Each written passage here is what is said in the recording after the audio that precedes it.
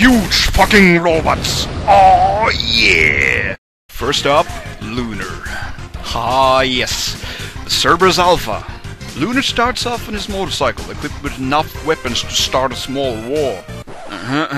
What? The cat thing? Apparently there was this Olympic festival thingy where you owned everything and this critter showed up strutting and stuff and you kicked his ass and now we're here. Lunar attacks by launching missiles at you and shoots you with his gun if you get too close. Said missiles is your way of damaging him. Pick him up right before they hit you and throw them back. After a couple of these, he will reveal his motorcycle being a wolf. Lunar attacks you head on this time, dashing at you with kicks, spins, claw swipes and gunshots. Just get behind him and throw him 3 times. Lunar then jumps up on the Cerberus and goes in for the kill.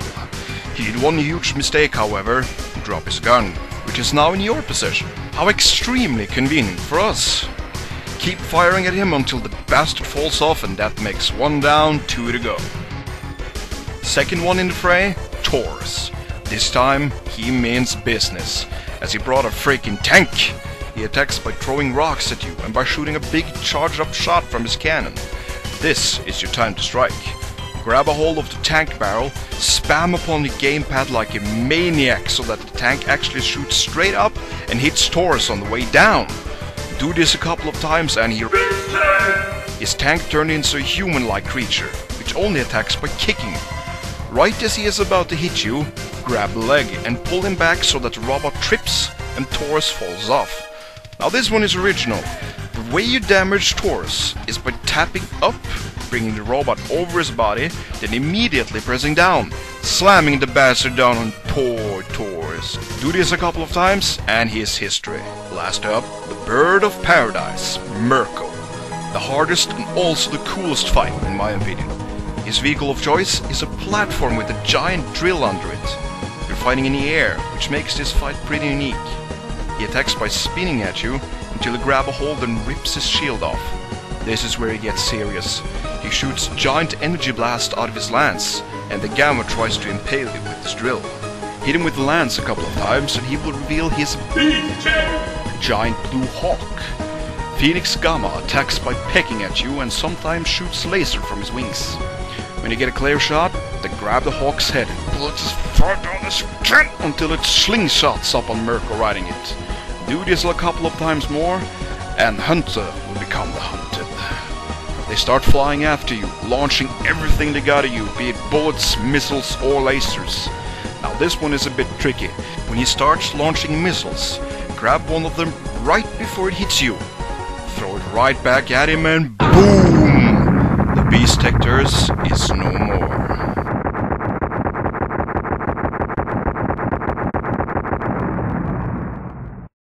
They really had some good ideas for these guys. They made some really hefty boss fights out of them. Can't be said for all the bosses though. Now, when these fights are fresh in mind, use them as reference material, okay? Here's the first boss. Grab the boss and slam him into the ground. Repeat this process until dead. I know, worlds apart, but then again, first boss of the first world, so I can't say I expected anything more. With the beast Hector's dead, there is only the Emperor left for grabs. Ever heard of the phrase, sticks and stones may break my bones, but words hurt forever? You can call this the literal interpretation. Ever since the first cinematic you see him talking with the beast Hectors, you notice he usually never shows himself, but instead communicates through a wall-like thing with gold inscriptions on it. As soon as the battle starts, you notice all these words keep flowing about. And get this, the only way to beat him is to take all the negative words you find, shake them until they turn nice, then throw it at him. I couldn't make this up even if I wanted to. This is just great! After a couple of word lashings, the tablet cracks and opens, revealing a broken little man.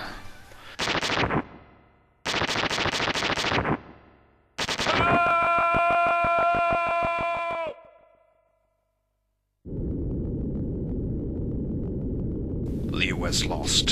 He's angry, pissed, and as one last effort, he's gonna take all of you with him.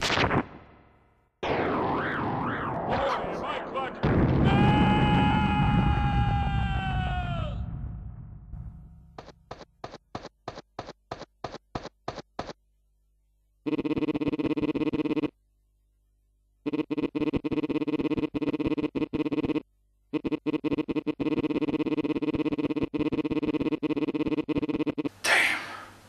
Gotta hand it to them. It's made this scene actually pretty sad. Goodbye. Oh, Professor. We'll miss you. What the hell? He was just acting? Could you ever imagine that happen in real life? Like, if one of your family members or a friend were lying on the deathbed, heart monitor stopped and they were saying their goodbyes, but all of a sudden the bastard jumps up and surprise, motherfucker! This game is an ongoing train of trolling. Someone's dead, and they're back. Oh, so you think that's funny, huh? Toying with people's feelings? High quality comedy genius?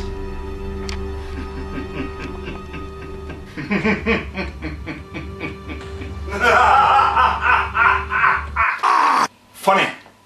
But the Emperor, Leo,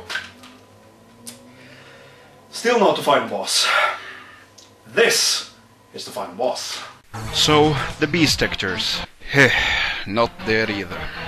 It seems that after a little dispute with Marina, they awakened.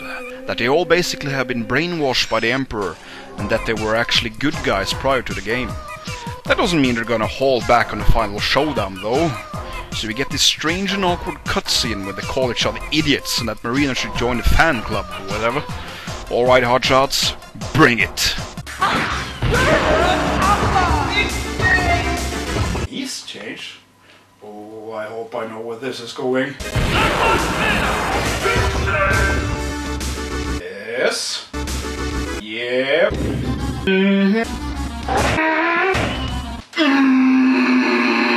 Woo! That's some sexy boss right there. So they decided to go all Megazord on your ass. I can take it, I hope. Immediately they'll try to stomp you. Just grab and slam them a couple of times and throw them away, signaling that you're ready to play dirty. Keep doing this a couple of times and their main attacks will be apparent. If you stay on the left side of the machine, Lunar will yell, and he'll continually spam energy bolts at you. And you'll wrap it up with the Falcon Kick before jumping far into the background.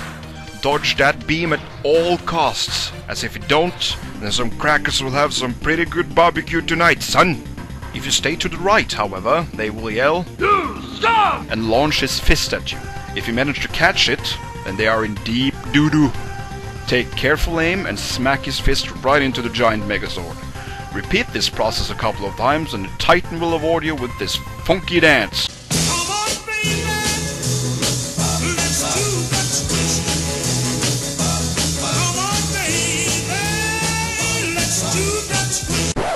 Woo, what a game!